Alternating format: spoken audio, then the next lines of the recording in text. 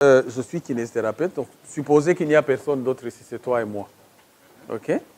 Alors, je sais que ton nom c'est Zach. Zach, Idé. Zakou. Zakou. Zakou. Zakou. Et le prénom c'est Idé. Ah, c'est facile peut-être Idé. Idé. Monsieur Idé. Monsieur Idé Zakou. OK. Vous avez quel âge? Vous pouvez compléter avec moi. Moi, je n'ai pas besoin de compléter, mais 49 ans. 49 ans. OK. Et votre numéro de téléphone? 87. C'est très important. 32. C'est très important de connaître le numéro du téléphone. Parce que des fois, vous aurez besoin de lui téléphoner. Lui donner aussi ton numéro. Parce qu'il peut avoir des problèmes. Et puis, il vous téléphone. Là, c'est très important parce qu'on a vu, par exemple, l'arthrose et tout ça. C'est nécessaire d'avoir ces coordonnées. Et l'adresse aussi, des fois, c'est important. Surtout quand vous allez rader. N'est-ce pas? OK. Bon. Moi, normalement, le malade, il vient chez moi provenant du médecin. Il vient avec un diagnostic médical. N'est-ce pas? Khadija nous a dit que on dit voire kinésie, mal de dos. Mal de dos. Non? Mal de dos ou lombalgie. C'est comme ça que des fois ils écrivent. Parce qu'ils ne vont pas te donner des détails, ils n'ont pas le temps de voir si c'est le nerf qui est comprimé ou bien c'est le disque. Non, non. Des fois ils disent mal de dos. Des fois ils peuvent donner quelques détails ou bien même des recommandations. À supposer que toi tu viens ici pourquoi? Lombalgie. C'est comme ça que le docteur a dit, tu as des lombalgies, il faut avoir le médecin. Mais pour moi, ici, là où j'ai écrit le problème du patient, moi je vais guider le malade pour qu'il me donne son problème réel. Pourquoi tu es venu me voir ici? Pourquoi tu es venu me voir ici? Donc, quand tu parles de ça, en dehors de toute démonstration, il y a des lombalgies chroniques de 87. Donc tu as des douleurs de dos, lombaires, depuis chronique, depuis 1987. Non, non, attends ça. Donc tu me dis que tu viens ici parce que tu as des douleurs. Oui. N'est-ce pas? Bon. Alors, des fois, les malades nous disent cela, mais on ne doit pas s'arrêter là. Moi, je vais te demander, à cause de ces douleurs, qu'est-ce que tu ne peux pas faire? Qu'est-ce que tu fais difficilement? Est-ce qu'il y a un mouvement qui te gêne? Tu as des douleurs quand? Avec une position assise, ou bien en position en marchant, ou bien en se couchant, ou bien en position debout. C'est quand est-ce que tu as ces douleurs? Donc, en position debout pendant 4 heures d'affilée. Ah, tu vois? Ça, c'est fonctionnel. Donc, son problème ici, le premier d'abord, c'est qu'il ne peut pas se tenir debout pendant 4 heures d'affilée. Il commence à avoir ces douleurs. N'est-ce pas? Bon, et autre chose? Quand je suis endormi, Donc, quand je suis couché, pendant 1h13 après, par exemple, à 2h du matin, les douleurs me réveillent. Donc, quand tu es en position, quand tu es couché, bon, tu as... Pendant des heures, je suis couché aussi. Donc, la position prolongée aussi couchée, ça te fait mal. Après 5 heures, tu commences à avoir mal, tu dois changer de position ou bien tu dois te lever. Oui. Tu dois te lever et t'asseoir ou bien tu changes de position. Non, je change de position. Donc, je change de position, je suis un peu à l'aise. tu es à l'aise. Mais dans une même position, 5 heures, ça commence à te déranger. Et quand je suis assis debout aussi, quand je me couche sur pas sur le matelas, mais sur un plan dur, vraiment j'ai beaucoup de relaxation. De relaxation. Ça, on va y arriver. On va y arriver. Parce qu'on va y arriver en bas. Bon. Donc, problème fonctionnel, c'est que la position assise, ça va, ça ne te dérange pas. Bon, j'ai le douleur, mais ça me dérange. Mais tu sens les douleurs aussi même en position assise. Oui, même en position assise. Ok. Donc, tu as des douleurs en position assise, position debout pendant 4 heures. Quand tu es couché pendant plus de 5 heures, tu commences à avoir des malaises. Et la marche, pendant la marche, il n'y a pas de problème. Soulever les choses. Maintenant, je commence à le guider parce que je comprends la biomécanique de la lombalgie. Quand tu soulèves les choses, tu as mal? Tu n'as pas mal. Good. C'est bien. Donc, c'est ça que je vais mettre là. C'est le problème fonctionnel. Parce que lui, il est venu, il va te dire parce que j'ai mal. Mais mon problème que moi, je dois résoudre, ce n'est pas la douleur. C'est son problème fonctionnel. Donc, s'il ne parvient pas à s'asseoir pendant 30 minutes, il faut que je parvienne. Dans mon plan, c'est que peut-être après un mois, il faut que mon malade parvienne maintenant à s'asseoir pendant plus d'une heure. C'est ça. Donc, ce sera mon objectif. Mais pour lui, c'est la position prolongée. Maintenant, ce que je vais lui demander maintenant, quelle est l'intensité de cette douleur que tu as maintenant, en position assise? Je vais te demander si le 0 sur 10, c'est quand je ne sens rien. Et 10 sur 10, c'est la douleur là extrême. Quelle est la douleur que tu as maintenant? 6 sur 10. OK? Je note. Pourquoi je dois lui demander maintenant? Parce que je n'ai pas encore commencé à faire mon examen objectif. Et Adama, je crois qu'il faut te lever parce que tu dors beaucoup. Tu vas tomber. Donc, c'est-à-dire qu'avant que je fasse mon examen physique, il faut que je sache quelle est l'intensité de cette douleur. Parce que je ne veux pas l'aggraver. Bon. Et cette douleur, est-ce qu'elle est profonde ou superficielle? C'est-à-dire quand tu peux toucher, elle est profonde. Elle est profonde. OK. Autre chose. Est-ce qu'elle est constante ou bien il y a des fois, tu ne sens pas, tu ne sens rien. Elle est là tout le temps. Là tout le temps, mais des fois c'est très faible. Des fois c'est très faible, mais la douleur est là toujours. Pourquoi c'est très important de savoir ça? Quand vous avez un patient qui a une douleur qui est constante, mettez un point d'interrogation. Ça peut être un cas grave. Ça peut être un cas grave ou une autre pathologie. Bon. Je vais te demander maintenant comment cette douleur évolue tout le long du jour. Le matin, pendant la journée, à la fin de la journée et la nuit, est-ce que cette douleur évolue comment? Quand tu te réveilles, c'est comment? C'est toujours 6 sur 10 ou bien c'est diminué le matin? Le matin à l'aube. Oui, quand tu te réveilles. Oui. Ça, c'est jusqu'à 8. C'est très élevé le matin. Et puis? Mais quand je prie, donc le mois là que je passe, c'est le mois que j'étais là, vraiment, ça me relaxe. Quand tu pries comment? Quand tu fais... Oui, hein? je la prière là, ça me soulage. Moi, ça... Quand tu t'inclines devant, ça te soulage? Oui. OK. Oui, mais la prière, on incline, non? C'est ça. Moi, je ne regarde pas la prière, je regarde les mouvements qu'il fait pendant la prière. C'est ça. C'est la flexion. Eh? La flexion, donc, ça te soulage. C'est pour cela que je ne rate pas aussi. C'est ça, c'est une solution aussi. OK. Ça, oui, ça, il faut noter ça. Parce que je peux même... ça peut être même une des solutions. On veut lui demander de prier souvent si ça fait mal, si ça fait du bien. Bon, on continue. On continue parce qu'il faut qu'on avance. Donc, le matin, c'est plus. Après la prière, ça diminue. Et qu'est-ce qui se passe pendant la journée? Pendant la journée, qu'est-ce qui se passe? C'est plus élevé ou bien ça diminue au fur et à mesure que tu travailles? Au fur et à mesure. Comme ce matin, j'étais à la station de pointe de travail. Maintenant, là, c'est un peu élevé. Parce que tu as pris une position aggravante. Oui. Oui. Mais maintenant que ça fait mal, quand je me pousse pendant 15 minutes comme ça. Ça diminue. Alors, à la fin de la journée, c'est moins ou c'est plus? À la fin de la journée, c'est plus. C'est plus. Donc, ça augmente aussi. Et la nuit, tu m'as dit que ça te réveille. Oui. OK. Il faut noter ça. Une douleur de nuit est aussi importante. C'est quelque chose qu'il faut noter. C'est une douleur qui est constante. C'est une douleur qui est constante, pas de la même intensité, mais elle est toujours là. Comme il a dit, c'est une douleur qui est chronique. Mais la nuit aussi, c'est un problème. Donc, normalement, quand il y a une douleur de nuit, il faut penser, même c'est quand il y a chronicité, il faut penser à l'inflammation aussi, ou à une pathologie sérieuse. Parce que les mouvements, c'est chronique par rapport au temps où il a commencé. Mais ça peut être inflammatoire par rapport au mouvement qu'il a fait pendant la journée, qui peuvent causer une inflammation la nuit. Donc, s'il y a des microtraumatismes, même si c'est chronique, ça peut devenir aussi inflammatoire et la nuit, ça fait mal.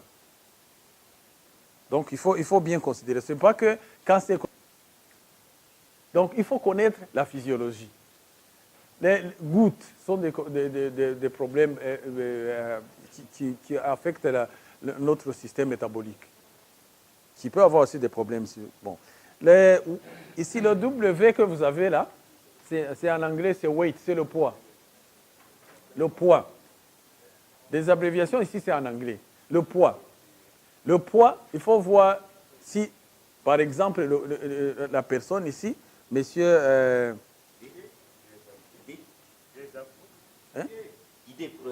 Monsieur ID. Je vais écrire ça maintenant. Comme ça, je ne vais pas oublier. ID. Donc, monsieur ID, son poids est OK.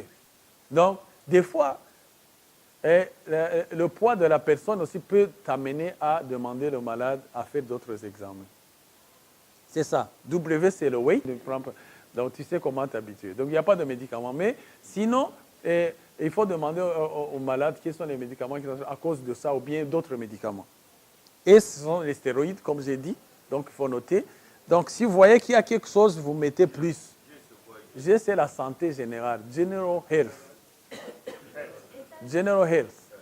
C'est la santé générale. La santé générale, ce n'est pas l'état général. La santé générale du patient. Le C, que vous voyez ici. S, j'ai dit, sont les stéroïdes. J'en ai parlé. S'il y a, par exemple, quelqu'un est asthmatique, il ne t'a pas dit qu'il est asthmatique, mais il peut te dire qu'il prend les bêta-bloquants, là. Hein? Les salbutamol, tout ça. Tu vas dire, ah, pourquoi il prend ça? Alors, s'il prend ça, donc, ça peut affecter la colonne ou les ligaments, tout ça.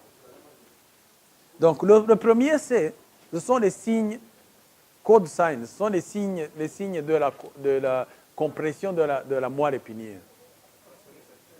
Hein? Les signes qui montrent qu'il y a compression de la moelle épinière. Je vais vous dire de ces signes. Le malade peut, par exemple, une paresthésie.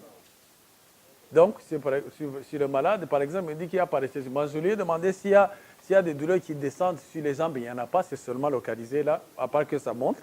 Donc, il n'y a pas de paresthésie. Tu vois? Mais ça peut aussi être, l'autre C, c'est pour la compression de coda equina, pas sciatique, coda equina. Donc, la dernière partie de la colonne, de la moelle épinière, c'est au niveau du coccyx, la dernière partie de la moelle épinière, quand il est comprimé, parce que c'est là où est attaché les S1, 2, 3 qui vont innerver les organes du bassin, les organes sacrés. Donc, la personne peut avoir l'incontinence, peut avoir les problèmes d'équilibre en marchant. Quand tu as un malade qui te dit cela, pense à ça. C'est-à-dire, même si tu n'as pas fait cet examen, sache que c'est une contre-indication pour la chimie. Ne fais rien. Il faut renvoyer cette personne chez un neurochirurgien. Parce que tu peux commencer à faire tes mobilisations, tu aggraves. Ce sont des signes qu'il faut bien considérer. C'est pour cela qu'il faut demander. Ces questions sont des questions spéciales qu'on demande aux patients qui ont la lombalgie. Et le X que vous avez vu là, ce sont les radiographies, les scanners, les IRM. Donc, si le patient a fait ça, tu peux lui demander quand, est-ce qu'il a le rapport, pour que ça peut t'aider aussi.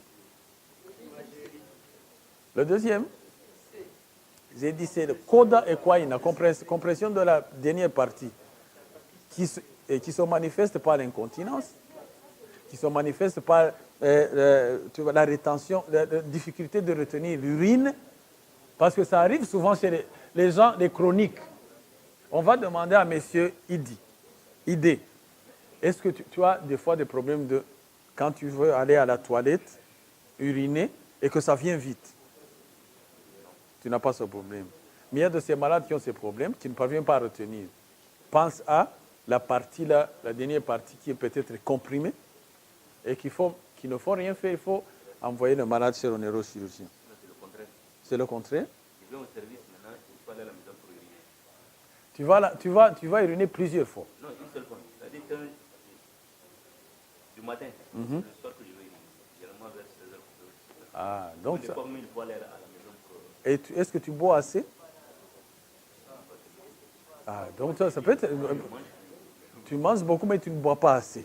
Oui.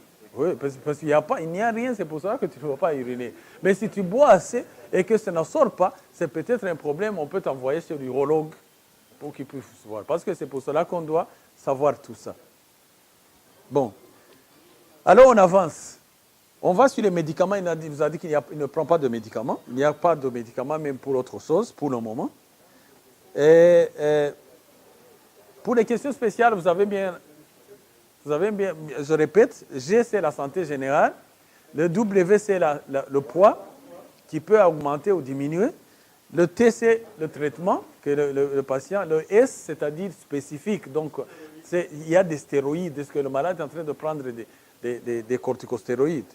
Il y a le premier C c'est le code signs, c'est-à-dire les signes de la compression de la colonne. Ça peut être la compression du nerf, la paresthésie ou l'anesthésie, tu vois, tout ça. Et l'autre C, c'est le coda equina, la dernière partie de la colonne. On appelle ça la partie sacrée, là, dans la partie sacrée. Et ça peut se manifester par des difficultés de retenir les urines, ou continence, problèmes de balance, d'équilibre. On avance? Bon. Alors, moi, je demande maintenant. Maintenant, j'arrive à l'historique. Maintenant, comme je vois le malade aujourd'hui, il va me dire comment est-ce que ceci a commencé et quand. En bref. Comment est-ce que vous avez commencé, vous avez eu cette douleur et comment et quand? Suivez bien.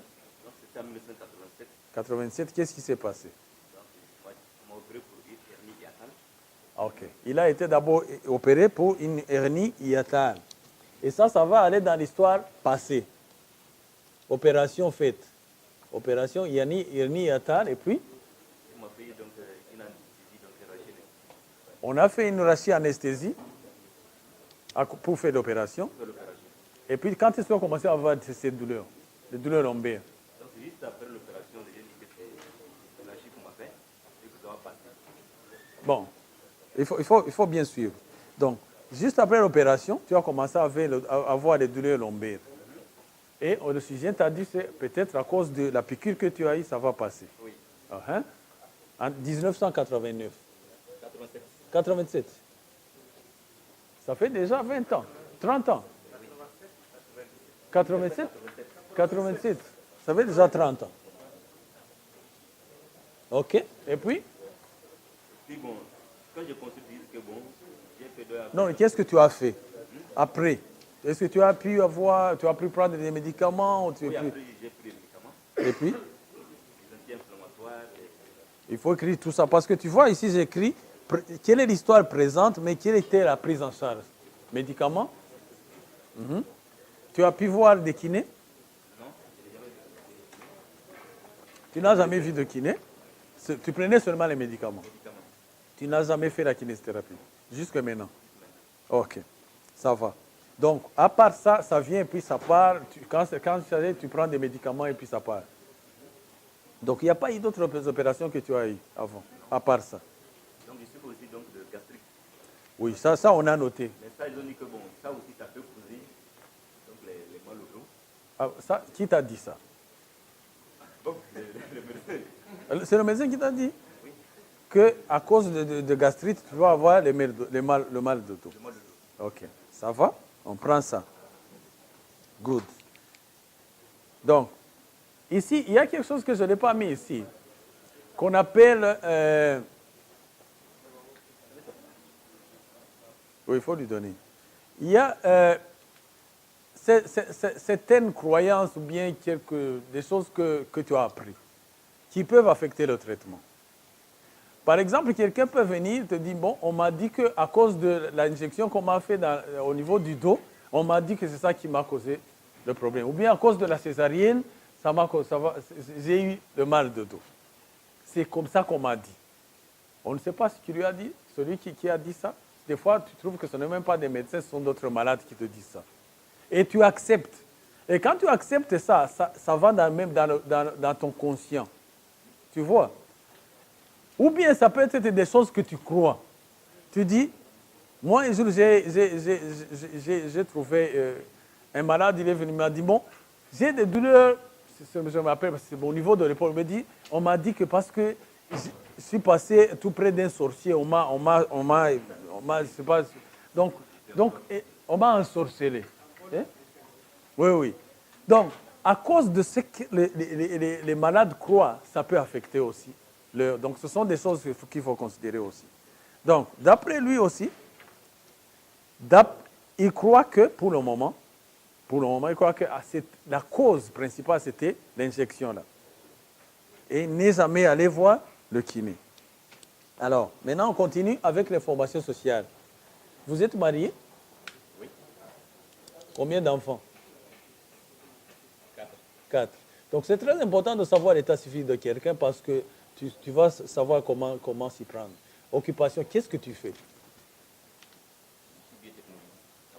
Biotechnologie, laboratoire. C'est-à-dire tu passes ton temps en position assise. Debout. En position debout. Ah, ok. Depuis combien de temps tu fais ça? 20 ans. 20 ans?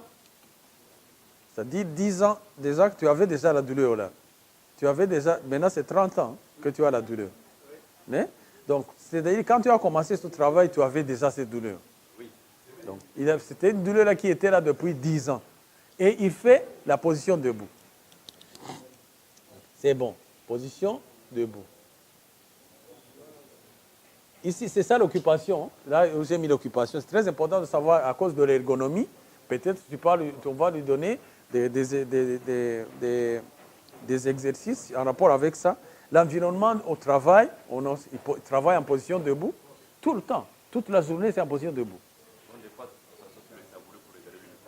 Ok. Mais sinon, les tabourets aussi, vous asseyez pendant combien de temps? Mais sinon, c'est en position debout. La plupart du temps. Combien d'heures par jour? 3 heures à 4 heures par jour. Ok.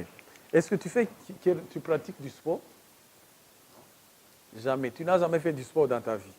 Oh, je fais de temps en temps, mais c'est Quel sport? Quel sport? le jogging. Et tu fais le jogging?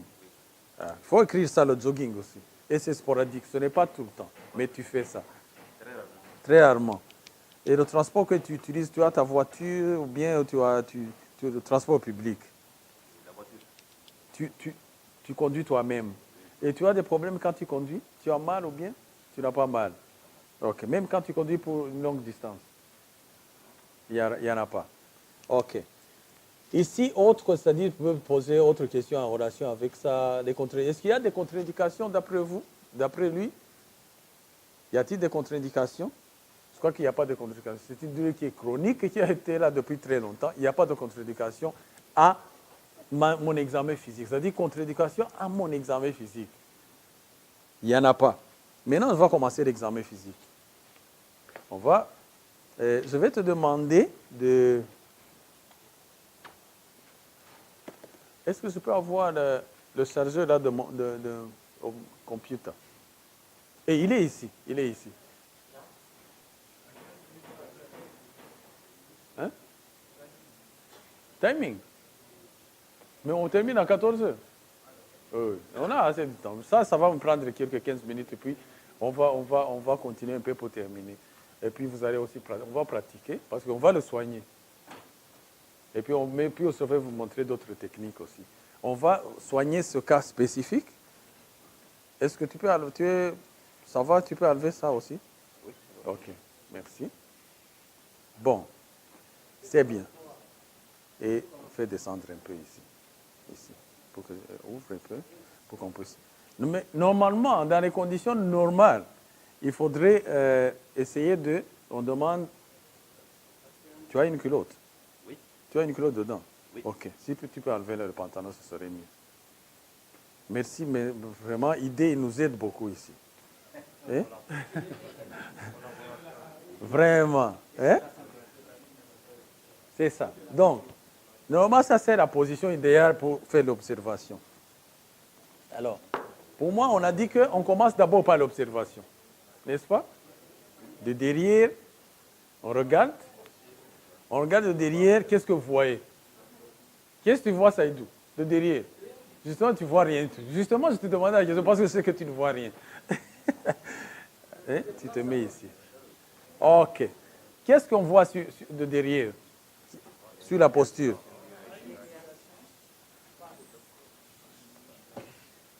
Oh, OK. Non, c'est pas. Hein? C'est pas.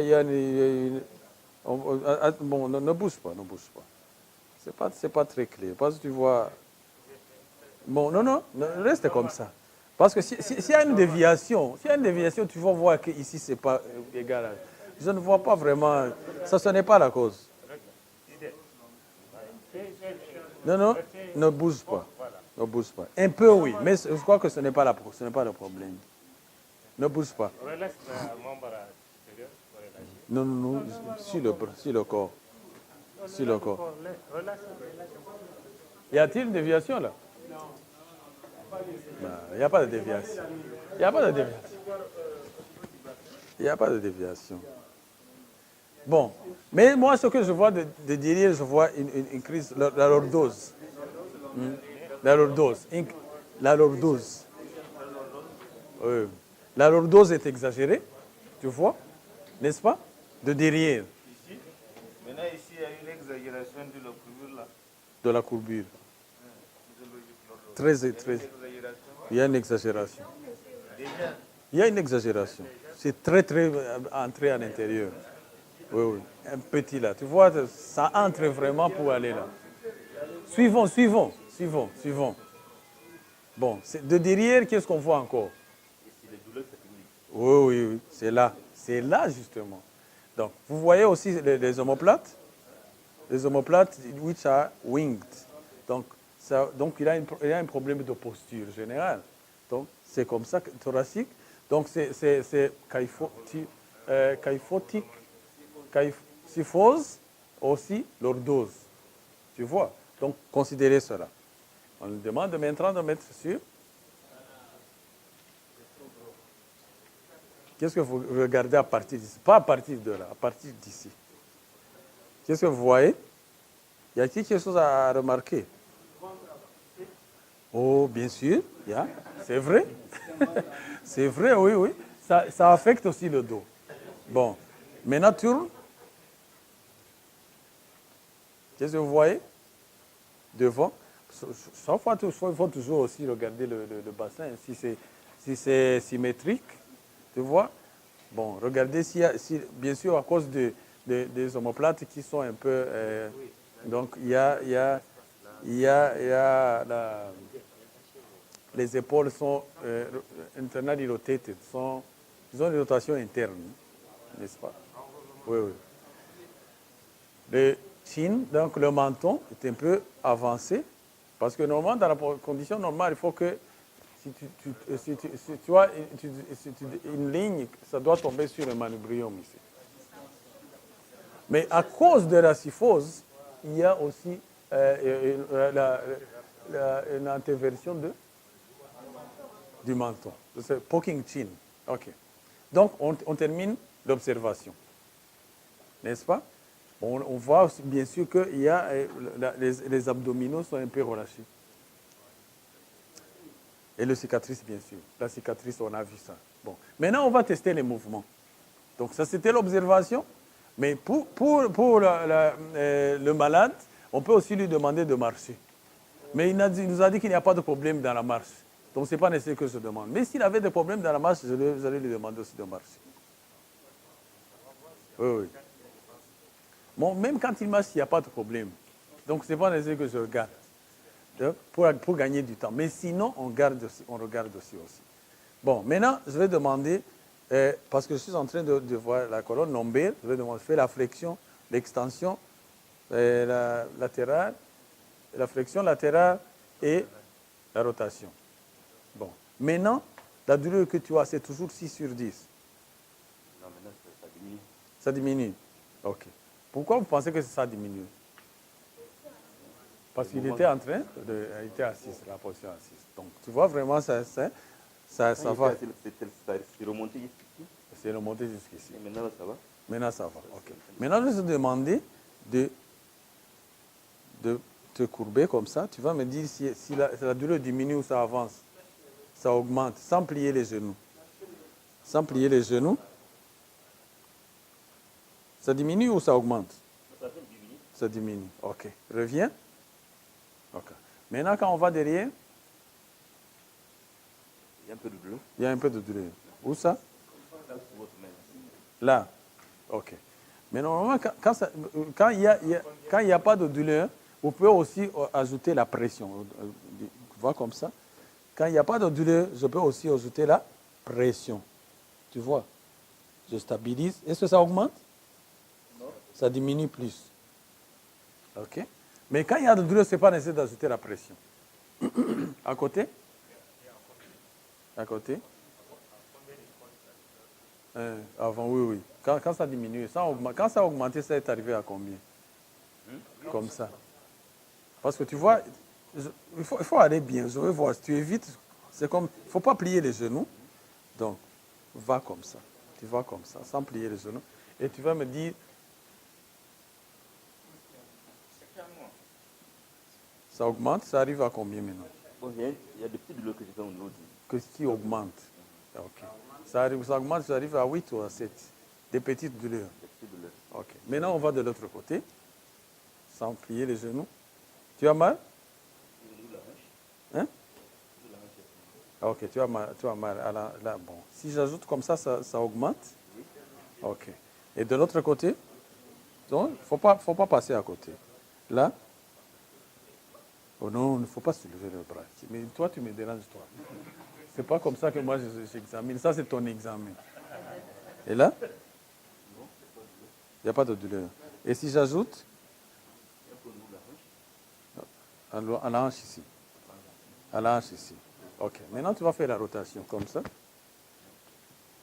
Tu vas tourner à gauche, le tronc à gauche. Ça fait mal? Oui. Où ça? L'endroit où je touche? Non, toute la colonne vertébrale. Toute la colonne vertébrale. OK. Même ici? Oui. OK. De l'autre côté? La même chose. OK. Maintenant, on va aller en position couchée. Dorsale. Dorsale. Couche-toi sur le dos. Good. Bon. Vous voyez? Donc, je viens de tester les mouvements. Quels sont les mouvements qui font mal? J'ai vu que l'extension fait mal. Tu vois? Et la rotation aussi. Tu vois? Mais ce que j'ai regardé aussi, il y a très peu de mouvements dans sa colonne. Parce que vous n'avez pas vu. Donc, c'était vraiment des mouvements entre les vertèbres très, très minimes. Il y a des raideurs. Bon. Normalement, dans cette position, vous allez poser les questions après. Dans cette position, c'est à ce moment où on va examiner maintenant la sensibilité, la sensation et les réflexes. Et je n'ai pas de coton, le marteau, je l'ai. Mais normalement, il faut tester la sensation superficielle, les dermatomes et les myatomes. Hein? Non, ça tu peux parler de réflexes. Je ne dis pas de réflexes. Si c'est au niveau des examens neurologiques, vous voyez là, il y a examen neurologique et examen neurodynamique. N'est-ce pas? Après les examens, après il a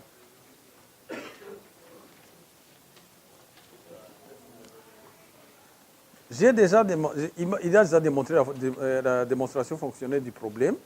Il nous a montré ça. Examen des mouvements, j'ai fait ça actif, isométrique. Maintenant, on est ici sur les tests neurodynamiques et aussi les tests neurologiques. OK. Test neurologique, c'est le signe de c'est la SEC. Vous avez dit que c'est le signe de la SEC. C'est ça que vous voyez ici, straight leg reg. SLR, ça c'est en anglais. C'est le signe de la SEC. Je vais demander aux malades de soulever. D'abord, avant d'aller là, je teste les sensations. Si j'avais quelque chose de très léger, par exemple, OK. I can use this. This is easy. Pour toucher, pour savoir si c'est diminué ou c'est la même chose partout. On va enlever ça, messieurs. Idée. Pourquoi faut-il tester la sensation? Parce que s'il y a diminution de la sensation, ça veut me dire qu'il y a compression au niveau de la colonne. Paresthésie ou quoi. Même s'ils n'avons pas dit ça, je vais tester ça. Il m'a dit qu'il n'y a pas de paresthésie, mais moi je vais tester ça quand même pour vérifier. Parce qu'il ne faut pas trop vous fier aux malades. N'est-ce pas? Il faut aussi essayer de faire tout ça. Bon, je vais te toucher avec ça. Et si tu sens, tu vas me dire yes. Tu vas fermer les yeux. Sans que je te touche, tu dis oui. Si c'est la même chose, tu me dis oui aussi. Parce que je vais faire les deux côtés. Et ici, il faut tester toutes les racines, depuis L2 jusqu'à S2. L1, c'est dans les groins. C'est quoi ici? L'aine. Hein? Au niveau de l'aine? Hein? C'est l'aine. Ah, je parle bien français. Au niveau de l'aine, ici, ça L1. Ça, c'est L1. Alors, comme on ne va pas le déshabiller, on laisse. Mais on peut tester L2. Les dermatomes vont comme ça. C'est comme ça. Donc, je commence ici. Tu fermes les yeux. C'est la même chose? Oui. R3, au niveau du genou. C'est la même chose? La même chose. Je continue. R4, au niveau du grand orteil, ici. C'est la même chose? Oui. L5, c'est ici. Non, ici, extérieur. S1, même chose? Oui. S2, ici. S2, c'est là. Et même ici, c'est la même chose? Oui. OK. Donc, je sais qu'il n'y a pas de problème de compression au niveau de la colonne. Donc, j'exclus. Il m'a dit ça, mais il faut que je vérifie. Maintenant, je vais les réflexes. Je peux utiliser mon marteau comme je peux utiliser ma main aussi, mais j'ai le marteau ici. Il faut toujours avoir des choses avec toi. Mon marteau, il est là. Relax. Il faut que je sois ici pour que vous puissiez voir. Non, ça là. Relax. Non, non, non, qui t'a dit de soulever? Toi, tu connais les choses que je veux faire. Et 3, 4, 5, 6. Tu vois quand même que le réflexe est normal. Hein? Donc, et puis, je teste aussi l'autre côté. OK? Ça, je peux aussi tester le réflexe aquilien. C'est aquilien? Oui, oui. Et je vais là. Je vois que ça bouge. Donc, c'est normal. Qu'est-ce que ça me dit? Ça dit qu'il n'y a pas de problème là, neurologique là, à ce niveau-là. Pour lui. Il n'y en a pas. Bon. Je continue. Ça sont les tests. Hein? Non, je n'ai pas besoin de glace. Pourquoi? Je n'en ai pas besoin. Hein? Je n'ai pas besoin de glace. On a besoin, on utilise ça quand on croit peut-être qu'il y a un problème sur la peau. Mais s'il n'y a pas de problème, pourquoi je dois porter ça? À moins que moi j'ai des problèmes. Mais je vois qu'il n'y a pas de problème sur la peau. Alors, c'est bien toujours d'avoir la main sur ton malade, le contact, au lieu de mettre les... Donc, ça, ce sont des tests neurologiques. J'ai testé la sensation, j'ai testé aussi les réflexes. Maintenant, je vais tester les tests neurodynamiques. Bon. Mais avant, le premier test neurodynamique, c'est le signe de la SEC. Je demande au malade de se lever. Non, non, je ne demande pas, je fais ça, c'est passif. Ne fais rien jusqu'à 30 degrés. Ça fait mal? Ça ne fait pas mal au niveau du dos. Je peux continuer un peu? Non, il ne faut pas mettre là. Il faut que tu sois vraiment... relax. Tu es relax? Maintenant, c'est relax. Avant, tu n'étais pas. Bon, je monte. Il n'y a pas de douleur. Il n'y a pas de douleur? OK. Je peux ajouter la dorsiflexion pour voir si ça fait mal. Ça ne fait pas mal. Mais pour aller vite, je combine avec le test des ischio-jambiers dans cette position. Parce que je ne veux pas encore aller revenir. Normalement, je fais ça quand il n'y a pas de douleur pour le signe de la SEC, c'est-à-dire qu'il n'y a pas de compression au niveau. Mais je teste aussi les ischio-jambiers. À 90 et j'étends. Tu vois, il y a problème, c'est tightness. Donc, donc, ils sont rétrécis. Ce n'est pas normal. Pourquoi tu dis que c'est normal? Parce que ça peut affecter. Mais ça peut affecter. C'est non. Bien sûr. Bien sûr. Alors, ce n'est pas normal. C'est anormal. Moi, je dis normal parce qu'il a mal au dos. L'entraînement aussi. Ce n'est pas tout le monde qui a mal au dos qui doit avoir ça. Peut-être ça peut être la cause de ce mal de dos. Mais on continue. Tu as mal? Pas mal. Comme ça? Oui, surtout les gens qui ne font pas du sport. 90, j'étends, je trouve qu'il ne faut pas forcer. Il ne faut pas forcer. Tu vois, donc on ne peut pas arriver là tout droit. Bon, maintenant, je vais faire maintenant les tests neurodynamiques. Donc, maintenant, regardez les myatomes. C'est-à-dire, myatome, c'est quoi? C'est-à-dire, tu vas combiner les nerfs avec les muscles. Si c'est L2, c'est quel muscle? L2. L2, c'est quel muscle? Hein? Non, ce sont les fléchissages. L, lombaire. J'ai dit L. C'est quoi? En français, vous appelez ça comme L. J'ai jamais vu R. Non. J'ai dit L2. Peut-être tu as un problème là hein? Ok. Maintenant, je commence par L2. Je demande au malade d'amener là. Donc, ne me laisse pas. Moi, je vais tirer vers là. Toi, tu résistes. Et tu me dis si tu as mal. Tu as mal? Au niveau du dos? Tu n'as pas mal. Hein? Le pied fait mal. Quand je fais ça, ça fait mal. Où ça? Le pied ou la jambe? Ah, ok. Donc, il n'a pas mal, mais je vois quand même que en même temps, je suis en train de. C'est la force musculaire. C'est le testing musculaire des fléchisseurs. Je compare avec l'autre côté. Tu as mal? Tu n'as pas mal. Ok, descends. Alors, à partir d'ici, je vais me mettre ici. Je vais tester aussi dans cette position. Je vais L3. L3, c'est quoi? Quadriceps. Soulève. Non? Étends ta jambe. Non, ça. Étends. Donc, je vais tester le quadriceps. Ne me laisse pas pousser. C'est ça? L3. Vous allez pratiquer ça quand on termine. Et ici, L3. OK? Bon. Et puis, je viens à R4. Dorsiflexion comme ça. Donc, dorsiflexion comme ça.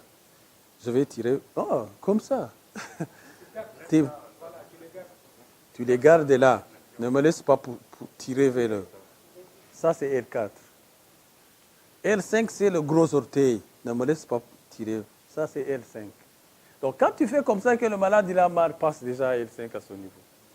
Mais pour le moment, lui, il n'a pas de problème à ce niveau-là. Il n'y a pas mal jusque-là. Descends comme ça, non. Là, en bas comme ça. Je vais maintenant tester S1. Je vais tester R2. Je vais refaire. Maintenant, c'est S1. Donc, ne me laisse pas. Moi, je vais pousser. Je vais pousser. Toi, tu résistes. Pas de douleur? Pas de douleur. Et pour normalement S2, tu peux demander au malade de faire inversion et éversion. Donc, j'ai fait quoi? Oui. Donc, j'ai fait tu résistes. L2, étends. L3, L4, L5, S1, descend. S1, et puis inversion pour revenir dans réversion. Ça. Mais sinon, à partir de cette position, je peux aussi tester L5 et S1, qui fait travailler quoi? Le grand dorsal et les ischio-jambiers.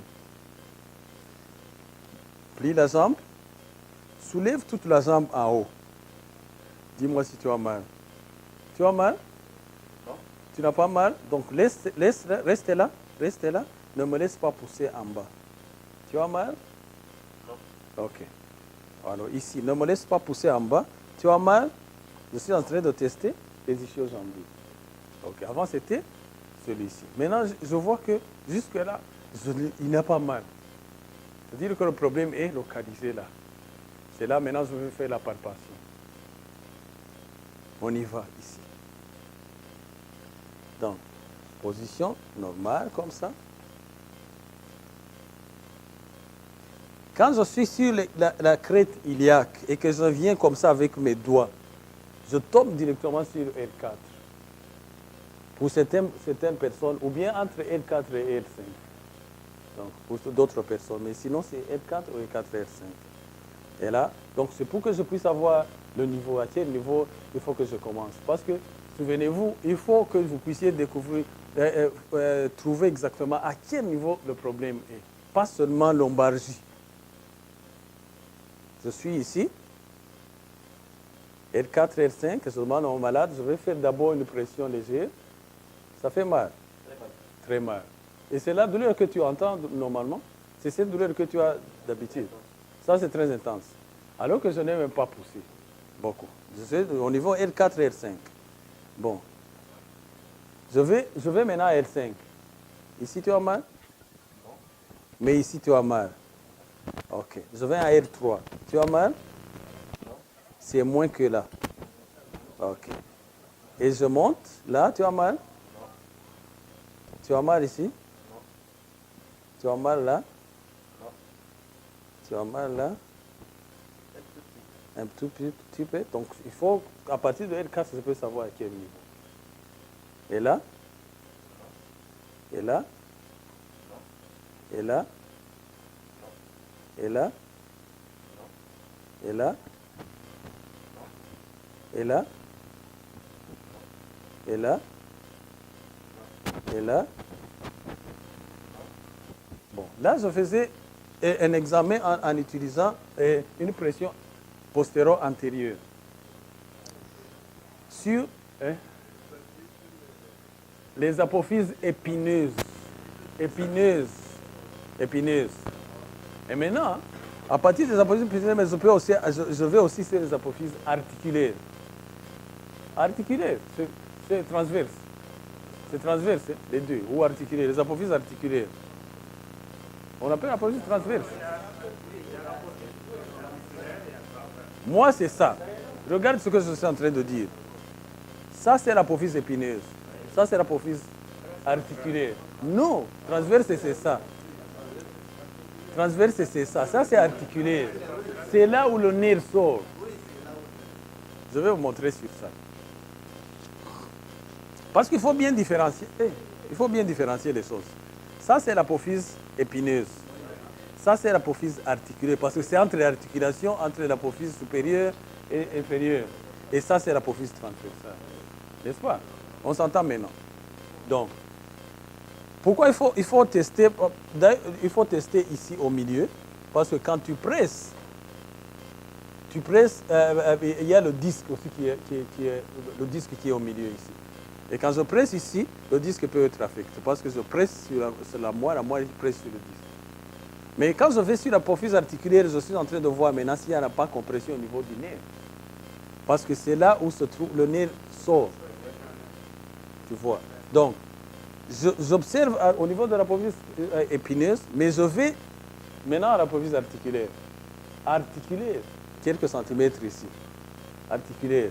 Parce qu'au niveau de l'apophyse transverse, il n'y a rien, parce qu'il n'y a pas d'autre circuit qui passe par là. C'est au niveau de l'apophyse articulaire. On ne peut pas l'atteindre, il est très profond. Bon, je vais ici. Hein? Je suis ici, tu vois, mais vous pouvez être tout près si vous voulez. Je suis à l'apophyse épineuse, mais à 1 centimètre, je mets sur mes articulaires. Tu peux voir là, c'est très articulaire. Je suis là. Alors, il faut faire les deux pour comparer s'il n'y a pas un côté qui est en marre que l'autre. C'est épineuse, ça c'est articulé.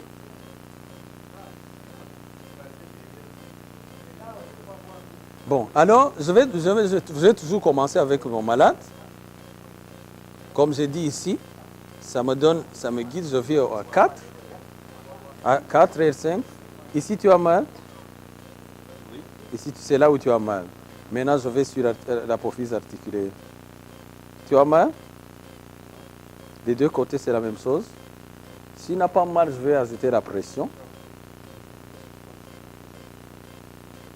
Ok. Des problèmes unilatéraux d'un côté ou bien de deux côtés. Prends ça. Bon, alors je continue vite. Donc je disais, comme il n'y a pas de problème là aux extrémités, mais dans tes observations, il faut aussi faire des examens au niveau des apophyses articulaires. Pour voir s'il y a par exemple il y a compression du nerf, c'est là où vous avez trouvé. Des fois, tu vas trouver qu'il n'y a pas de douleur au milieu, qui est très rare. Normalement, quand il y a même au niveau du nerf, au milieu aussi, ça fait mal parce que c'est diffus. Mais on peut avoir une douleur qui est localisée là. Comme tu as vu, par exemple, pour lui, c'est central.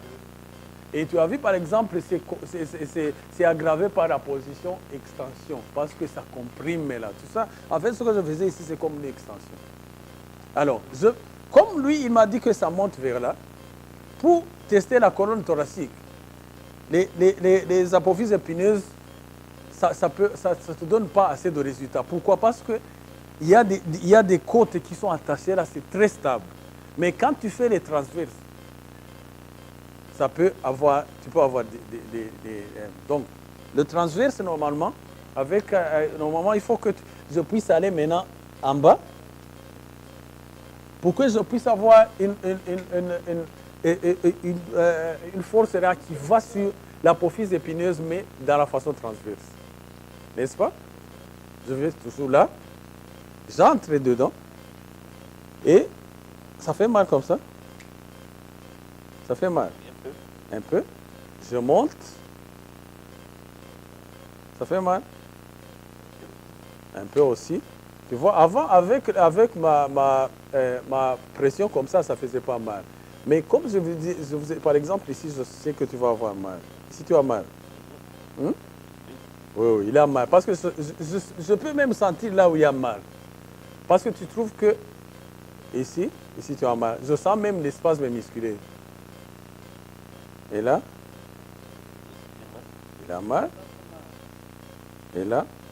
Donc j'entre dedans, je vais sur l'apophyse transverse, l'apophyse épineuse. Donc c'est comme ça. Je suis ici. Vous voyez? Et je fais ça. Donc quand il y a raideur et que je pousse comme ça, je vais pousser et comprimer le nerf là qui sort là. Il aura mal. Parce que il y a le disque qui était comme ça a été un peu affaissé. Donc, l'espace est diminué. Donc, il y a moyen de toucher le nerf quand tu pousses comme ça. Tu vois? À cause de la position qu'il prend. Donc, tu vois, par exemple, ici, de la posture d'abord, tu as vu le kyphose, le syphose qu'il a eu, et du travail qu'il fait. Normalement, donc, il faut que ce soit comme ça. Si c'était un lit qu'on peut, donc, qui descend, et bon, je me suis mis comme ça pour vous montrer comment ça doit faire. Mais même quand ça n'est pas comme ça, par habitude, je peux aller même comme ça. Mais ce n'est pas la bonne position. Donc, cela, ça fait mal. Un peu. Et là. Et là. Un peu. Et là. Tu vois, c'est là où il y a la déformation là, de la syphose. Et là. Un peu mal. Là, tu as mal. Je continue.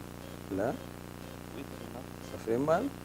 Tu vois, en fait, c'est la raideur entre ces vertèbres à cause de la position debout qu'il prend tout le temps.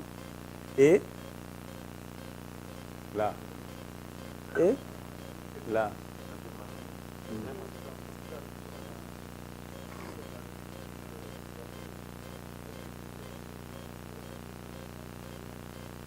Normalement, il faut mettre un coussin. Parce qu'on n'a pas eu ça. Il faut mettre un coussin pour essayer de diminuer cette... C'est pour cela que ça me fait de la peine pour arriver à atteindre ces hypophyses épineuses. Normalement, pour un malade comme celui-ci, je continue même jusqu'au niveau du cou. Oui, mais ça va. Moi, je suis intéressé, ça ne va pas changer là. C'est quelque chose là. Mais comme un malade comme celui-ci, je ferai aussi l'examen du cou. Pourquoi? Parce qu'il a cette posture-là. Donc cette posture-là aussi cause cette lordose au niveau du cou. Ce qui diminue aussi cet espace-là qui est entre l'espace du disque qui comprime, qui peut causer des... Mais comme il ne m'a rien dit de paresthésie au niveau des bras ou tout ça, donc je suppose qu'il n'y a rien.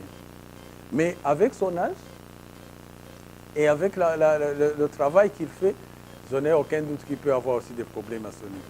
Oui.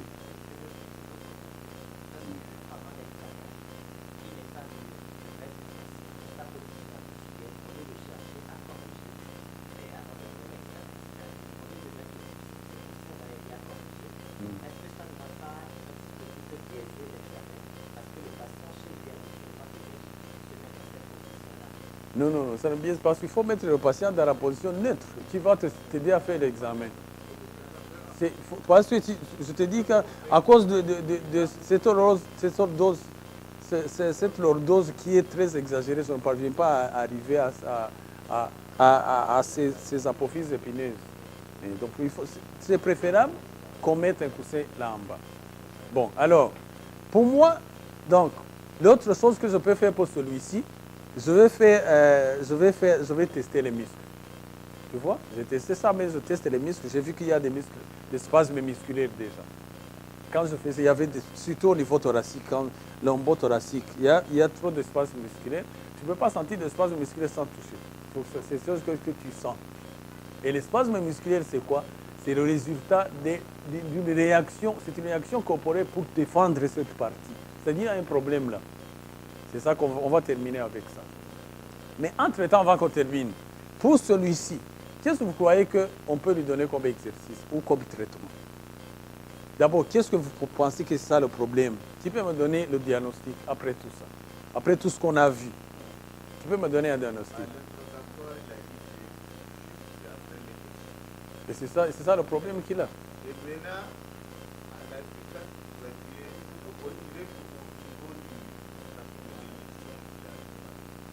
Et c'est ça le diagnostic maintenant? Non, ce n'est pas le diagnostic. Le diagnostic, ce n'est pas la douleur. La douleur, ce n'est pas un diagnostic. On est en train de soigner pour voir le diagnostic. Le diagnostic, c'est ça qu'on a vu là. Dû à quoi? Après tout ce qu'on a vu. Non, ce n'est pas post-injection. L'injection qu'on a fait en 96, c'est quoi qui cause ça?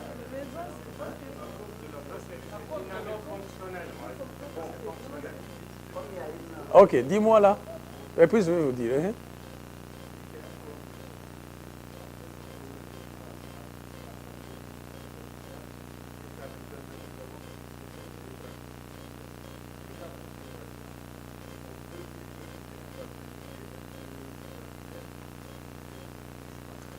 Et quand il ne bouge pas, qu'est-ce que ça cause à ce niveau de la colonne? Raideur. Et quand il y a raideur à cause de la position, sa position qu'il prend en position debout, ça cause quoi? Compression au niveau des disques, diminution au niveau des disques. Donc, ce qui fait qu'il y a raideur, c'est la raideur de la colonne vertébrale.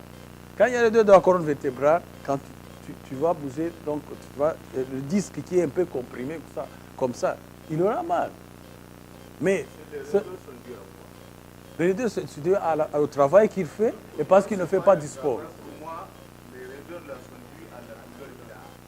La douleur, il a eu en 87. Oui, parce qu'il doit garder une position intelligente. Non. D'abord, cette douleur-là, c'était pas la cause, ce n'est pas vrai. Ce n'est pas l'injection qui a causé cette douleur. L'injection qu'on t'injecte. On considère ce qu'il a dit. Et après l'injection qu'il a dit. Tu considères ce qu'il a dit ou bien? C'est ça qui lui Et après analyse. Mais après analyse. Tu considères ce qu'il a dit ou bien tu considères ce qu'on a fait après analyse? Moi, je ne peux considérer ça parce que pour moi, c'est la position. Entendons-nous. Entendons-nous. On avance. Mais ce que je voulais dire, je le rejoignais quelque part. C'est-à-dire, peu importe que ce soit l'injection ou pas, il a senti une douleur quelque part. Qui a fait qu'il ne bouge pas? Douleur-là a fait effectivement Qui ne bouge pas? C'est ça. Et il n'a pas vu un médecin, un kiné pour qu'il puisse l'aider à faire des exercices. Non, non, on n'a pas terminé. Quand tu me dis que le problème qu'il a maintenant, c'est la douleur. Moi, j'ai dit, quel est son problème maintenant? Est-ce que c'est la douleur? Le problème qu'il a maintenant, c'est la raideur de la colonne. La rétraction est due à quoi? Parce que toi, quand tu es kiné, tu ne vas pas soigner la Parce douleur que ici. pour moi, cette rétraction est due à la position antalgique. Ok, maintenant, je vais te poser une question. Quel traitement tu vas donner à ce monsieur? Quel traitement? Moi, Oui. moi, tout d'abord, je vais essayer de vaincre la douleur. Comment? Après la douleur, Non, dis comment? la douleur, Eh, je peux essayer, je peux faire le massage, utiliser par exemple le compression, tout ça, combattre ça. Et Après puis? la douleur maintenant, je vais essayer de manipuler le rachis. C'est ça. Mais le problème principal, ce n'est pas la douleur. Ce n'est pas la douleur. La douleur est causée par... D'après les examens que vous avez eu à faire, Oui, parce que vous avez tout testé, il n'y a pas un problème de oui. Et pour moi, le Donc- malade, là, d'après l'interrogatoire, il a trop mal. Donc il est obligé maintenant... Il n'a pas de trop faire mal. une position. Il n'a pas trop mal. Assis, Eh? assis, deux fois, il va jusqu'à 8. Oui, oui. Donc il est obligé de garder une position là où il a moins mal. C'est ça. Et donc cette position n'est pas la bonne. Quelle position? La position qu'il garde pour Oui, oui. un peu calmer la Oui, oui. Tout ce que tu dis est vrai. Mais moi, je suis en train de revenir. Après cet examen, quel est le diagnostic? C'est ça que j'ai posé comme question. Quel est le diagnostic? C'est raideur, c'est pas raideur musculaire, raideur articulaire qui a causé. Non, c'est une raideur articulaire de la colonne vertébrale. Non, c'est pas la même chose. Est-ce que les... Non. Eh, entendons-nous ici. Entendons-nous, on n'a pas encore terminé.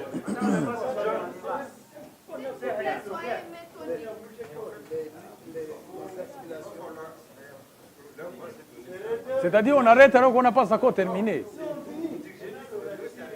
Oui, je sais, on va terminer.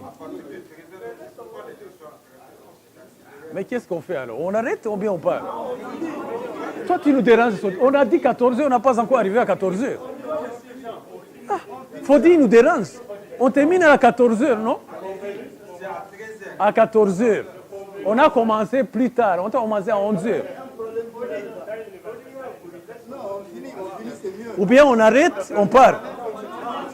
Alors, il faut dire qu'il sorte, qu'il ne dérange pas. Alors, bon, on est en train de conclure. C'est la douleur, c'est la raideur du rachis. Mais quand on rentre derrière, on va rejoindre celui-là. Ça a été causé par une douleur là, qui est devenue plus tard psychologique, mais parce qu'il n'a pas même consulté un kiné pour qu'il puisse l'aider. Parce que s'il avait eu cette douleur avant, qu'il avait eu un kiné pour qu'il puisse l'aider à faire des exercices pour maintenir, d'abord pour diminuer cette douleur. Souvenez-vous, je lui ai demandé, est-ce que tu as vu quelqu'un pour t'aider? Il m'a dit non, il prenait seulement des anti-inflammatoires. Mais parce qu'il prenait une position antalgique, ça causait cette raideur. D'abord,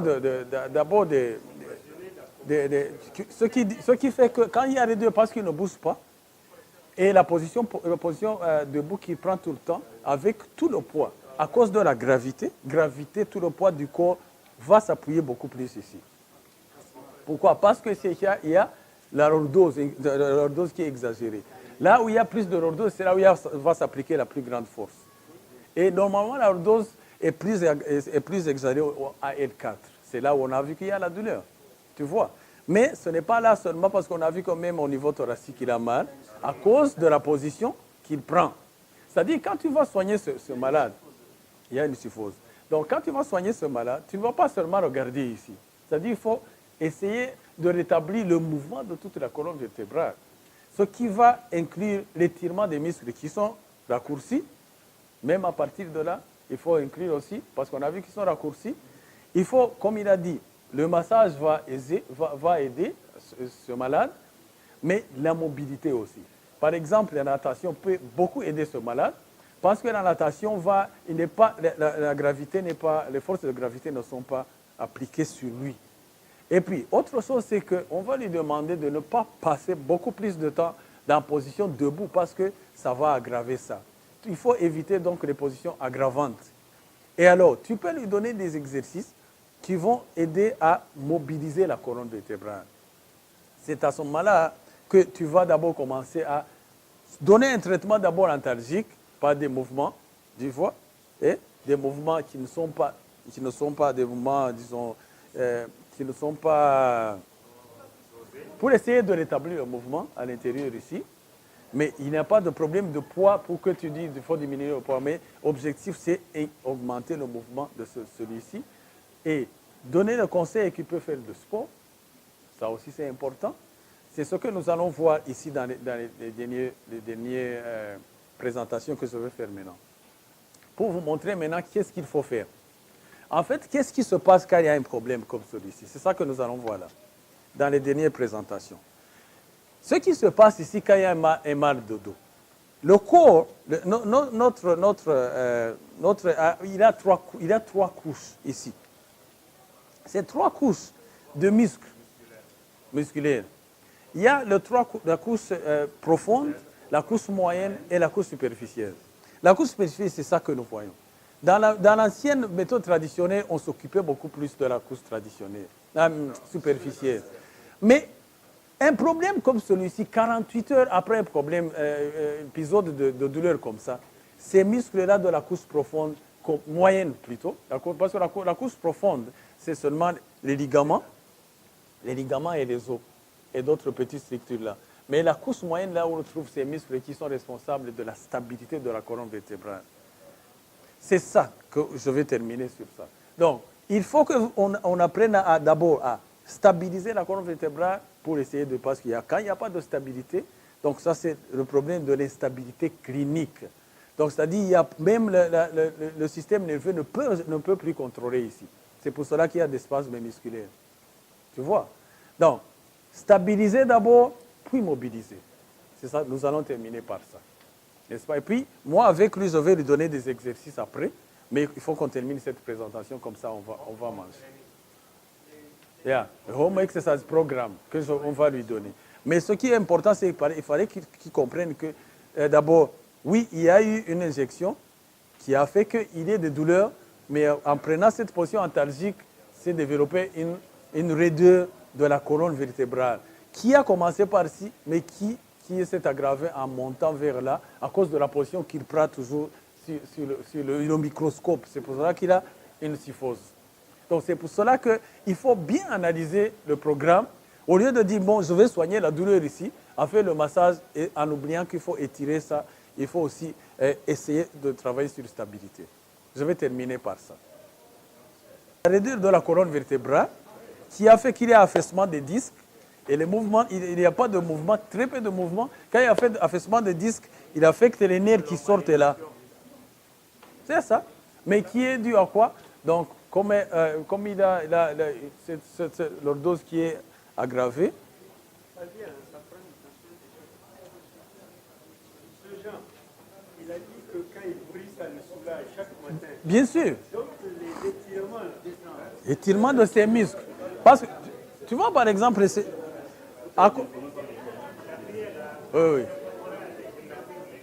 Pourquoi ça le soulage? Parce que quand il y a compression comme ça, et que tu étends, hein, tu fais comme ça. Donc, alors, cette compression qui était là, ça diminue. Ça le soulage. Donc, il faut... Oui. Gymnastique médicale. Oui. Un peu de massage, ça peut aider pour essayer de mobiliser. Bon, en essayant de terminer maintenant vite, on va aller sur le prochain. Donc ça, on a fait. Ça, c'est pour l'examen détaillé. Donc, il faut penser à ceci, la posture. pour tous ces malades qui souffrent de mal de dos, il faut considérer la posture. Ça, on a dit. Donc, de tout le corps, afin de déterminer tous les facteurs. Parce qu'il faut savoir tous les facteurs. Si tu prends, comme il disait, tu prends seulement, je vois si c'est la douleur là, de 87 qui est toujours là. Non, ce n'est pas cette douleur-là. La douleur, c'était dû à l'injection. Mais avec cette injection, il s'est développé une autre douleur qui peut, des fois, devenir même psychologique. Donc, ceci a causé quoi? À cause de cette douleur, en marchant comme ça peut même causer cette rétraction de ces muscles. Et ça cause cette rétraction de ces muscles. Ça cause une lombalgie là. C'est normal. Donc, qui pourrait contribuer à la présence des symptômes et de les aggraver? La position. Qu'est-ce qu'il faut? Comme il travaille là au laboratoire, quel conseil je peux lui donner? Il travaille en position debout. Est-ce que je peux lui donner, par exemple, des exercices qu'il peut faire après chaque 30 minutes ou après 1 heure pour essayer de mobiliser cette colonne? N'est-ce pas? Donc, il est très important de connaître les facteurs environnementaux, là où il travaille, l'éducation du patient. Il ne fait jamais du sport. Qu'est-ce qu'on doit lui dire? Commence à faire du sport. Il faisait le jogging, par exemple. Le jogging n'est pas bien pour lui. Pourquoi? Parce qu'il y a cet affaissement. Donc, quand tu cours et que tu causes beaucoup plus d'affaissement, ça fait quoi? Tu vois, l'exercice doit progresser graduellement selon les patients, bien sûr, selon la condition, selon le genre de travail que le patient fait. On continue là. En résumé, quels sont les points clés? Notre colonne cérébrale n'est pas statique. Les nombreuses articulations de colonne bougent constamment dans toutes les directions. Ces mouvements doivent être contrôlés. Parce qu'ils ne sont pas contrôlés, ils doivent être contrôlés par quoi? Par le système nerveux. Et les muscles qui sont responsables de ce contrôle sont les muscles de la couche moyenne. La stabilisation, c'est ça le point. Il ne faut jamais demander au malade de commencer à mobiliser les articulations qui ne sont pas stables. C'est comme si tu construisais une maison qui n'a pas de fondation. Malheureusement, on va voir comment, je vais montrer comment maintenant, on peut maintenant entraîner, essayer de réhabiliter ces muscles de stabilisateurs, si on a le temps. Il est très mobile, mais instable. Donc, seuls les disques et les ligaments ici ne peuvent pas stabiliser le disque, la colonne. Donc, la recherche a montré que les disques intervertébraux à la colonne, seuls ne pourront pas résister une contrainte là mécanique de 9 kg. Alors que les mouvements normaux me placent à 600 à 1700. Donc, seuls les disques ils ne pourront pas. Et avant, les médecins envoyaient les malades pour faire la natation, comme ça. Comme ça, si tu lui envoies faire la natation directement, il peut avoir des problèmes parce qu'il n'y a pas de stabilité. C'est chronique depuis 1987. Alors, les muscles vertébraux sont essentiels dans la stabilisation. Comme j'ai dit, vous avez tout ça dans vos notes. Alors, ils doivent fournir, parce qu'ils fournissent la majeure partie. Le système nerveux est très important dans la stabilisation de ces articulations. Étant donné que les muscles sont nécessaires pour protéger et stabiliser les articulations, le système nerveux est également essentiel pour la coordination. Donc, l'information au niveau de ces disques fournit un moyen rapide d'activer les muscles de la couche moyenne qui est conçue, respectivement, stabilisée. La couche moyenne est faite par le transverse abdominis. C'est un muscle qui va par ici, qui s'attache là. Et il travaille avec le multifidas, là derrière, ici. Et quand il contracte en même temps, il forme une forme de ceinture. C'est pour cela que quand quelqu'un a des problèmes là lombaires, quand on met une ceinture, il se sent mieux. Pourquoi? Parce que cette ceinture joue le rôle de ces stabilisateurs. On continue. Notre enfant, comme j'ai dit, c'est 3 couches. La couche profonde est composée par les vertèbres, les disques à l'intérieur, ici, et les ligaments. Il y a beaucoup de ligaments. Le ligament antérieur et postérieur, et d'autres ligaments là qui unissent les différentes apophyses. Mais la fonction de la couche profonde est de fournir les informations au système nerveux. Parce que c'est là où il y a les nerfs. Tu vois, en ce qui concerne la position des articulations. Mais en fait, seuls les ligaments, ils donnent un degré minimum de stabilité. Donc, il faut travailler beaucoup plus sur la couche moyenne, qui se compose des muscles de taille moyenne, mais qui sont responsables de la stabilité, de la protection de la colonne. La couche externe est faite de grands muscles là, qui bougent tout le corps. Et c'est là qui était adressé par la médecine traditionnelle, ou même la kiné traditionnelle. On fait le massage, on croit que ce sont ces muscles qu'on voit ici, alors que la stabilité n'est pas là. Et le malade va, soit après le massage, tu te sens mieux. Tu rentres, mais après une semaine, ça fait mal encore. C'est comme si tu prenais les médicaments. Bon, donc les pathologies vertébrales entre un problème interdépendant avec les lésions aiguës de structure vertébrale, des problèmes d'usure progressive, ou bien un mouvement anormal accru se développera petit à petit. Dans le même temps, les muscles stabilisateurs qui assurent la protection du tronc ne fonctionnent pas correctement. Parce que 48 heures après, je vous ai dit, quand il y a un mal de dos, ces muscles commencent à être atrophiés, à s'atrophier. Donc tu vois quelqu'un qui a été là 30 ans comme ça, c'est-à-dire que ces muscles ne sont même pas là. Malheureusement, on n'a pas eu le temps pour que je puisse les tester ici.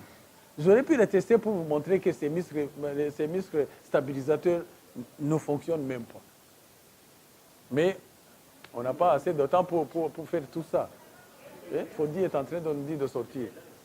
Des muscles de la couche externe sont ensuite... Ça, c'est vraiment un sujet très, très, très long qu'on ne peut pas terminer en 3 heures.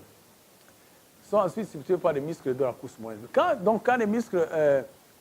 le système nerveux maintenant tente de fournir quelques mécanismes de protection, mais quand la couche moyenne ne fonctionne pas, ces muscles sont atrophiés. Donc, il n'y a pas de stabilité. Même quand vous allez demander de faire des mouvements, tout ça, sans stabilité, ça n'ira pas. Alors, quelle est l'approche qu'on doit faire? Il y a beaucoup d'approches. Ça, l'examen que j'ai fait vient de l'approche de Maitland. Mais on peut aussi utiliser l'approche de Mackenzie pour mobiliser la colonne. Ça, c'est un exercice que celui-ci peut faire, parce que ça répond par répétition. Tu vois. L'approche de Maligan, c'est mouvement avec... tu fais les mouvements avec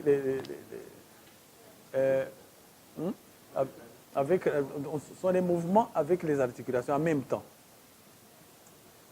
Ou bien on choisit une technique. Ici, j'ai essayé d'utiliser des techniques ici, mais il y a beaucoup de techniques qu'on peut utiliser selon le cas. Si par exemple...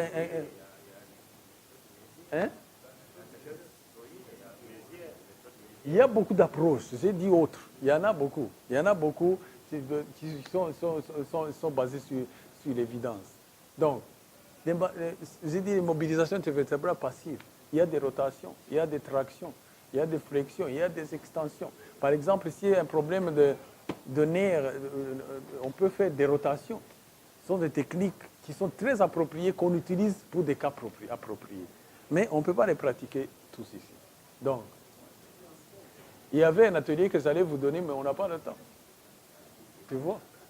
Si quelqu'un a des structures compliquées comme ça, il a 25 ans souffrant de douleurs à l'aine, sous des rubriques suivantes. Qu'est-ce que vous allez voir pour posture? La biomécanique, qu'est-ce que vous pouvez dire? En tout cas, neurologique, qu'est-ce que tu ferais? Articulaire, myofascial, ligamentaire, c'est comme ça. Donc, quand tu regardes en suivant ce schéma, ça va t'aider à avoir, non pas seulement être guidé par ce que le malade te dit, mais parce que tu vois, par exemple, en concluant, on n'a pas dit que son problème, c'est la douleur. Non, on a prouvé que le problème, c'est la raideur articulaire de la colonne, de toute la colonne. Ce n'est même pas seulement la colonne lombaire, c'est de toute la colonne, parce qu'il faut adresser toute la colonne. Pour celui-ci, par exemple, alors vous pouvez me demander maintenant quel traitement je lui donnerai. Pour celui-ci, je lui donnerai en même temps, il faut que je montre quand même comment on fait les stabilisations. Tu peux te mettre ici en position, enlève seulement les chaussures, en position couchée dorsale. Comme je vous ai dit, il faut toujours commencer par la stabilité dorsale, avec les genoux pliés. Bon, il faut toujours commencer par la stabilité avant d'aller à la mobilité. Comme on a dit qu'un problème comme celui-ci, c'est-à-dire que ces muscles stabilisateurs sont déjà affaiblis, ils ne fonctionnent pas. Je vais vous montrer comment je vais tester ça.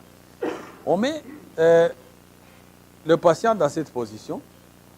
Pourquoi? Parce que maintenant, la lordose n'est pas là, donc la colonne vertébrale est en position neutre. N'est-ce pas? Bon, Je vous ai dit, les muscles qui sont responsables sont dans la couche moyenne, sont les muscles qui sont responsables de la stabilité. Ils viennent d'ici du linea alba, donc la transverse abdominis, la ligne médiane, et il va s'attacher sur la colonne vertébrale là. Et sur la colonne vertébrale, ici, sur la colonne vertébrale, il y a le muscle là, le multifidus, qui commence à apparaître ici en essayant de stabiliser à chaque niveau. Lui, il n'est pas continu.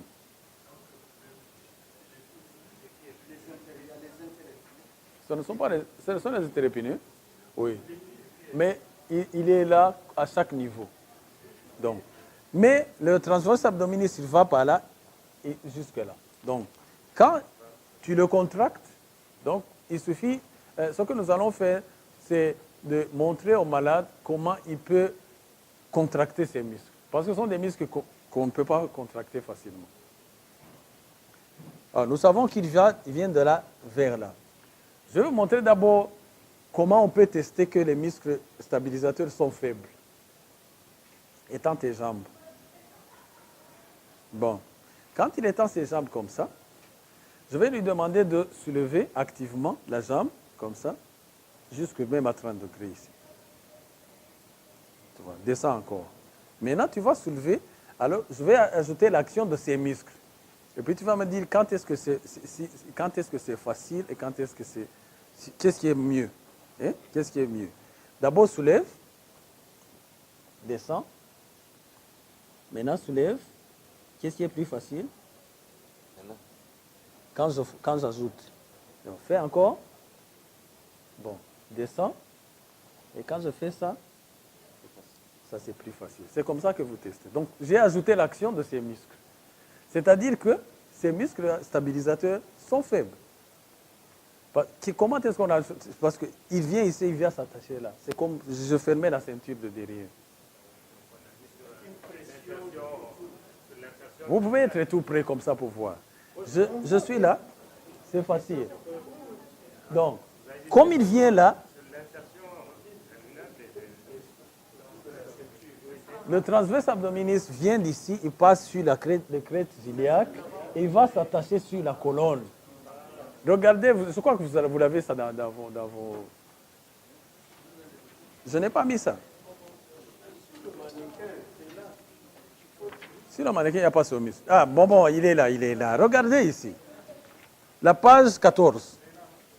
Vous voyez la page 14? Parce que je ne peux pas mettre ça.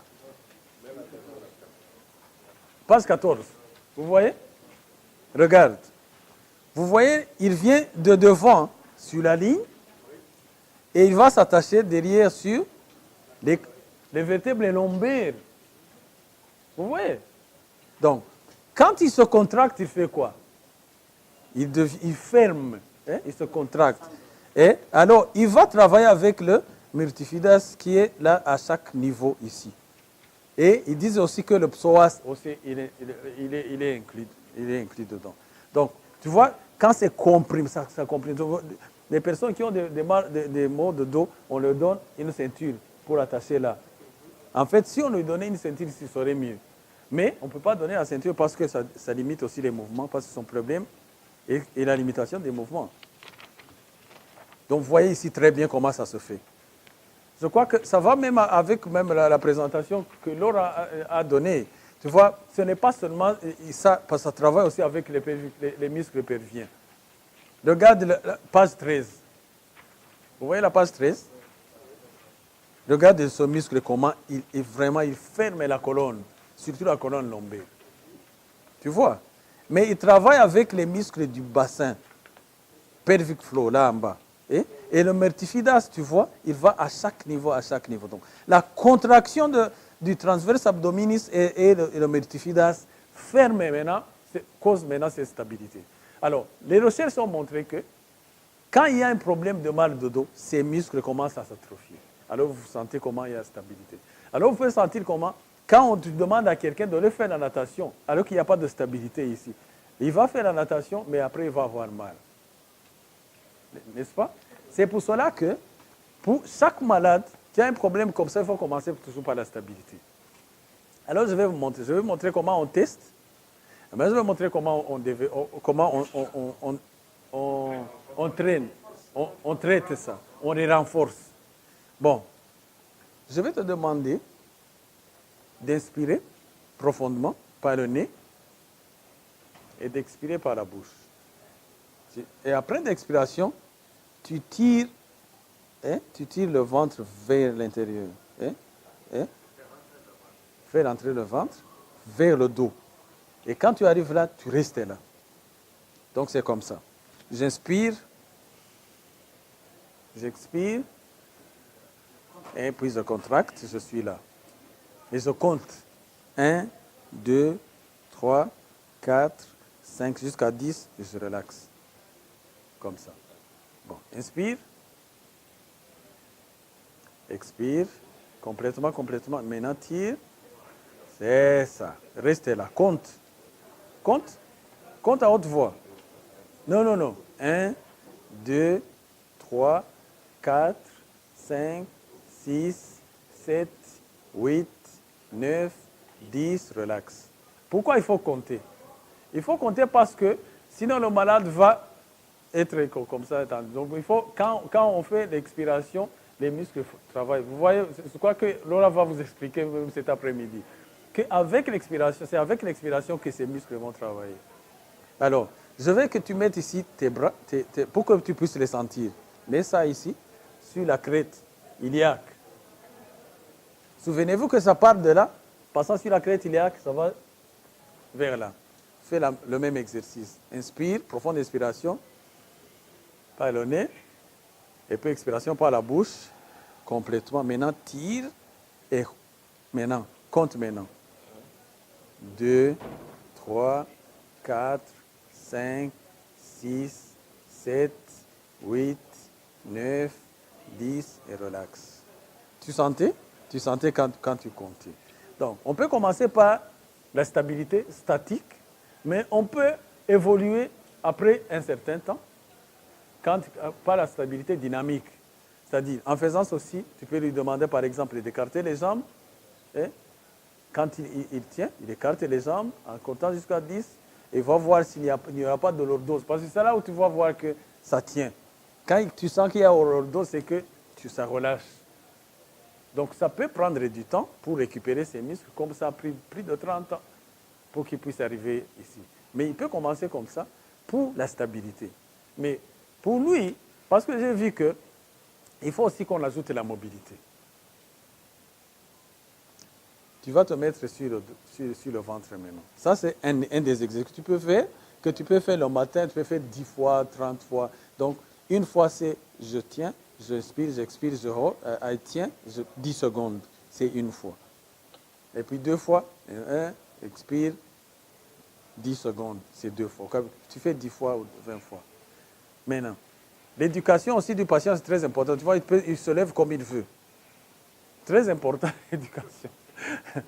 Bon, pour celui-ci, comme on a vu qu'il a un problème là de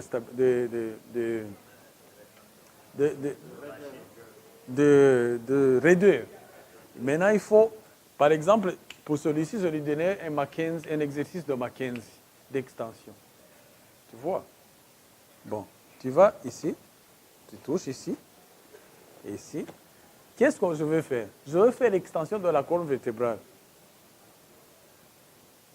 Bon, toi, tu soulèves, ce ne sont pas des pompes. Ce ne sont pas des pompes, hein? Ça ne tient pas. Ça tient? Non, ça va. Bon, donc, tu soulèves le tronc, mais avec les mains vont te soutenir. Soulève tout le tronc, jusqu'en haut, jusqu'à ce que tes mains soient tendues. Et tu ajoutes même la tête là. Tu as mal? Oui. Tu as mal? Ok, descends. Moi, je veux que tu le fasses 10 fois. Tu vas me dire si cette douleur que tu sens, c'est la même douleur que tu vas sentir après. 2 fois. 2 fois. Il ne faut pas utiliser les mains, les bras. Il faut que c'est le tronc, les bras te soutiennent seulement. 3. Lentement. Il faut que tu sentes que c'est niveau par niveau. 3.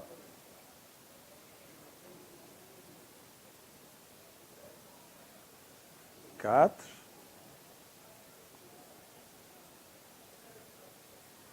5, 6, 7, 8, 9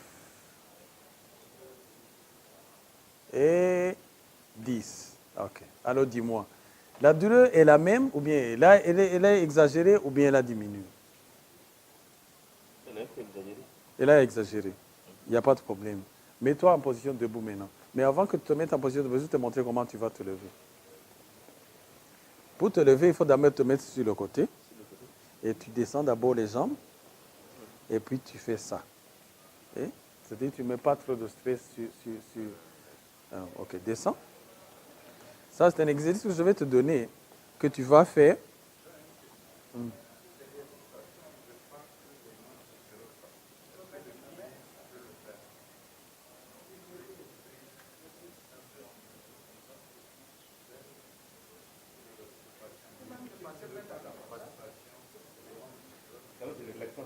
Quel exercice? Non, l'exercice, ce que je lui donne, c'est l'exercice qu'il va faire à la maison. Ce n'est pas l'exercice qu'il va faire quand il vient je suis en train de lui donner l'exercice qu'il va faire à la maison. Oui, oui. Parce que c'est ça il a besoin de faire tous ces exercices. Oui. Bon, maintenant, comme il travaille en position debout là, bon, ou bien en position... Donc, je vais te donner le même exercice, mais que tu peux faire ça en position debout. Très facile. Tu es là, comme ça. Tiens ça, comme moi. Là. Regarde comment ça tient. Tu vois? Oui. Positionné, tu es stable. Maintenant, tu vas là. Légèrement, en essayant de mobiliser toute la colonne. Et 2. Tu peux avoir mal quand tu commences, mais dis-moi après 10 fois. 2.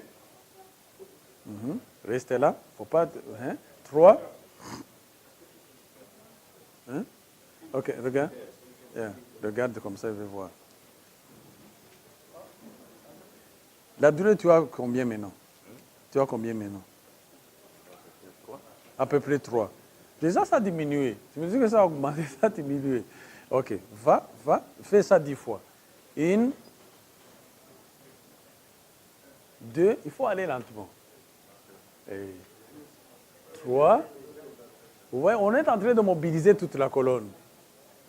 4, parce qu'il faut ajouter aussi le cou. 5,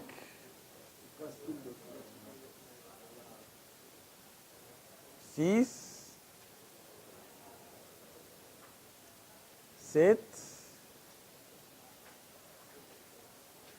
8, 9 et 10.